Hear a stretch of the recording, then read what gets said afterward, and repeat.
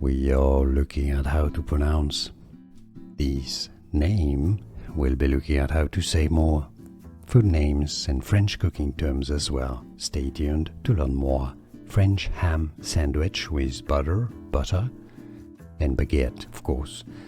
Jambon beurre is how it's said in French, okay? So I know it's not obvious.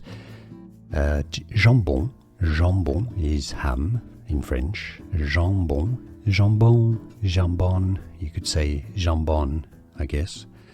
Beurre is French for butter or butter. Beurre, you could say beurre. Jambon beurre. Sounds pretty good, right? Or jambon beurre. Now you know. We are looking at how to pronounce these names.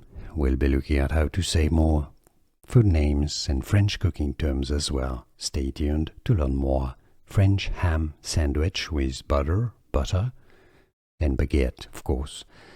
Jambon beurre is how it's said in French, okay? So I know it's not obvious. Jambon is ham in French. Jambon, you could say jambon, I guess. Beurre is French for butter or butter. Beurre, you could say beurre. Jambon beurre. Sounds pretty good, right? Or jambon beurre.